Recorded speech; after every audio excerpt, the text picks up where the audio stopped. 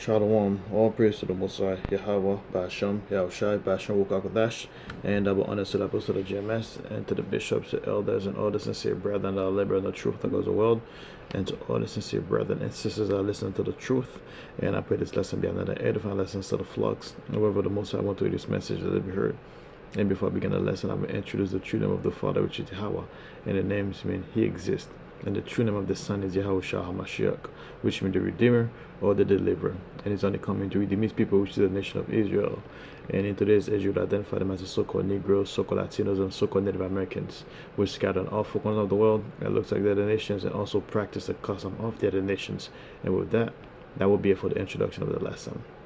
And the lesson of today is, the title is, the other nations are going in slavery. That's what's going to happen. At the end of this wicked kingdom we are in right now, the other nations are going to go in captivity. I know the time that we live in right now, the other nations can't even fathom themselves going into captivity. They can't fathom going into captivity, let alone under the Israelites, which is the so-called Negroes, so-called Latinos, and so-called Native Americans. Why? Because they look down onto us, man. They look at us as nothing but bottom feeders, because all of us Israelite, we are under their footstool. We serving them. We had their mercy, basically. Whatever we need, we have to go to them. Primarily Esau, Edom. And why is that exactly? It's because of part of those curses. We disobeyed the heaven Father Yahweh Bashmi Ashai, therefore He put the other nation above us. And you'll see that in the book of Deuteronomy 28, verse for the first 15 verses are the blessings, and from 16 to 68 is basically all those curses that we're going to be under. And one of those main curses is the other nations will be the heads and we will be the tail. And basically we will serving them for a period of time. However, there will be a time that captivity will be ending and we will be redeemed. But the only person that's going to redeem us is Yahushua Mashiach. It's not going to be yourself. I know Jake's always talking about, we have this revolutionary, we got Black Panther, the Maroon, all sort of revolution, all sort of people Jake are fighting to get themselves, to redeem themselves. That's what, it's not going to happen. You know why? It's because it's the heaven for the Yahweh that put this devil, Esau, Edom, above us. And therefore, it's only the heaven for the Yahweh that's going to remove us from His hand. Like right now, Esau's not better than us. Even on our lower state, we are physically stronger and smarter than all the heathens. Yet they stood above us. And sometimes Jacob was like, how can we always on the bottom? Why can't we do anything? We can't do anything because the Heavenly Father doesn't want anything to happen. If the Most High wants us to be above them, He will put us above them. But right now we have to serve our punishment. However, that punishment is reaching the end. So let me get on Revelation 28 real quick. That's a Revelation. Deuteronomy 28 real quick. Deuteronomy 28 verse. What it say? We shall be the tail. I believe it's like So when you read Deuteronomy 28 verse 13, it says, if you listen to these commands of the Lord your power. When we say the Lord, it's all capped. That's the heaven for the Yahweh, which is our power that I'm giving you today. And if you carefully obey them, the Lord, basically Yahweh, will make you the head. So one of the commandments is, if we obey the heaven for the Yahweh, He was going to make us the head. So we'll be above all the nations. So for a period of time here, so we were the head of the nations. But for the past 5 centuries, for the past 6 or going to 7 centuries, we have been nothing but the tails. All the nations are above us. Primarily the nations that are ruling the world right now, which is Esau, Edom. So he's the head, and we are the tail, basically. It's not just Esau. All the nations are the head of us, man. Whatever captivity we are under their footstool. We are under their thumbs, basically. The Lord will make you the head and not the tail. He was not going to make us the tail, and you will always be on top. So had we obeyed the Most High Yahweh, we will always be on top. The other nation will be at our mercy. We know in this lifetime that ain't going to happen. It's when Yahweh Mashiach come back to redeem us. That's when we're going to be in that situation, basically. And never at the bottom. So basically, we would have been never at the bottom. And right now, we're on the bottom scraping. That's why we tell the nations, primarily Esau, that you're going to go in captivity. They look like, Like even right now, Esau's fighting tooth and nail. Esau is not. Esau in his mind does not see us Negroes, Latinos, Native Americans as they masters.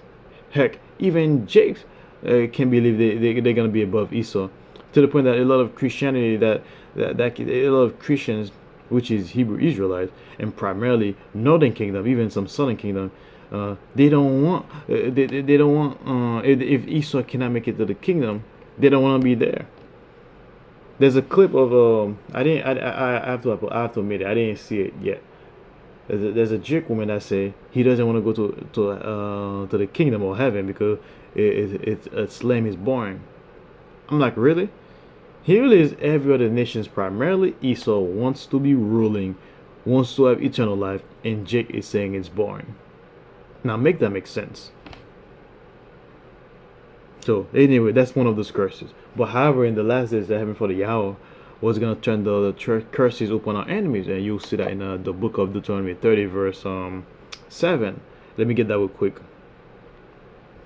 Deuteronomy 30 and 7, and it says, "And the Lord thy power." So when you read the Lord thy power, it's basically all cap. That's basically the heaven for the Yahweh. "Will put all these curses upon thine enemies." So all those curses that was once upon us gonna be on them. Those verses that you read in the Deuteronomy 28 from 16 all the way to 68. Those curses were on us heavy. They were glued onto us, man. Like when you have like a gum that sticks to your jacket, no matter what you do, you can't remove it. That's how those curses were onto us. But now they're gonna flip over on them now, and we start seeing it right now. So now everywhere you turn, you see Esau's catching up. You see Esau's against himself. His woman is leaving him. He's losing his jobs. He's unalive himself and his family. And like right now, you see if there was a period of time Jake couldn't touch Esau. Now we see Jake retaliate at Esau, and Esau can't do nothing. And the curses start turning on not just Esau, the other nations as well. Now you see Jake is standing his ground on Esau. You know, right back then, Jake would be terrified because we know the consequences. The audacity for the Edomite to do something to you and you fight back means death or serious punishment. Now those curses are starting to turn away, and the world start knowing who the devil really is. So the Most High has mercy upon us. Now we don't get me wrong. 2/3 still getting judged heavy, but we can see while they getting judged, the Most High also are judging Esau and the other nation as well. So the world start to acknowledge who the real Israelite is. Well, slowly, maturely, the Most High is opening the world's eyes, basically. So those curses that was once upon us, the Most High start flipping it and put it under the other nations. So the next verse I'm going to read down is Isaiah 14 and 2, and it says in the Old Testament. Isaiah 14 and 2, and he says, "The nations of the world will help and the people shall take them and bring them to their places, and the house of Israel shall possess them in the land of the Lord." Once again, the Lord is all cap again. That's basically the heaven for the Yahweh, for servants and handmaids, which means the Most High are gonna take the other nations. They're gonna serve us. So right now, once Yahweh shall come back, all the other nations, they're gonna be in captivity under us. That the new kingdom that we're gonna have. When you read the scripture that said the new city of Jerusalem coming from heaven, it's not going to be like a legit city that's going to come out from the heaven. It's basically the elect, those who make it from that side. Because we know when Yahushua is coming back, he's going to beam us onto chariots. Lord willing, I'm one of those brothers, and you sincere brethren and sisters that listen to the truth. The Lord willing, you are part of that elect. We're going to get beamed. Sorry. You're going to get beamed on the... sorry, you're gonna get beamed on those chariots. And what was I saying, Cotton? Yeah, so when the well, you know, we know Babylon the Great is gonna be destroyed completely, and various parts of the earth also gonna get destroyed. But then but there's gonna be some part that's being saved. So when he beam us onto those chariots, and primarily in Babylon the Great, and the rest of our brethren who scattered off upon the world, so we're gonna beam up. We're gonna be on those chariots. And when we're coming back down, we are going to be the new cities. And there's still going to be nations on. There's still going to be people living on earth. So there's still going to be also other Israelites that live there. So we're going to take those the other people. We're going to put them in captivity. And some of them, they might still have that fighting spirit. The Most High might still put that fighting spirit onto them. Guess what? We're going to kick them asses and bring them into submissions. Guess what? And they're gonna serve us. They're gonna rebuild that new kingdom. So all that destruction that happened in the third war, which is a war Armageddon, they're gonna be doing the cleanup crew, and they're also gonna rebuild our kingdom in a based on our liking, basically, man. So they're gonna be serving us, man. They're gonna know exactly who we are. They no longer they will look down onto us, man. They're gonna be at our mercies. And guess what? If they disobey us or they don't follow the Most High's law, guess what? They're gonna get judged on spot. What was that? And they shall take them captives, whose captives they were. So we're gonna take them captives, and whose captives they were. We were the captives for a period of time. And they shall rule over their oppressors. So basically, we're gonna be ruling over our oppressors. And our primary oppressors is Esau right now, but it's gonna be all the other nations. We're gonna rule over them. Because we have to remember, throughout history, it's all the nations rule over us, basically, man. In various period of time, there's key nations. You know, in the beginning, the Hamites were mortal enemies. We got the Moabite, Hammonite, and we got Esau through here and there. We got the Ishmaelite for a period of time. We got the Persians. We got the Japheth. Like, all the nations ruling over Israel for a period of time. But our primary enemies are the Edomites, basically, man. They give us hell. We also got the Moabites, the Ishmaelites, the Hamites. But you know, right now, ever since the Most High destroyed Hamite is completely out of the picture. But we gotta remember, in the early stage of our nations, back during the Mizraim era, so Hamite, the Philistine era, so the Hamites were really a thorn on our sides. But in the kingdom, they're all gonna be under our submissions, basically. So he says, and it shall come to pass in the days that the Lord shall give thee rest from thy sorrow. So basically, the Most High gonna give us rest from that sorrows, and that they can be in the kingdom. Right now, Jake don't know what sleep is. Jake don't know what freedom is. We don't know how to enjoy our kids, how to enjoy our women, how to enjoy life. Cause we always constantly in a panic. We are constantly like when you read the book of Deuteronomy 28 and verse 66. And he says, let me quickly get that real quick. Deuteronomy 28 verse 66. I put 18. No, Deuteronomy 28. Deuteronomy 28 verse, I believe it might be 64. Nope, 66, I was right. And he says, and thy life shall hang in doubt before thee. So basically, your life will be in doubt before you. You're always in a state of panic, basically, man. And thou shalt fear day and night. So you're gonna be you're gonna be terrified with it day and night.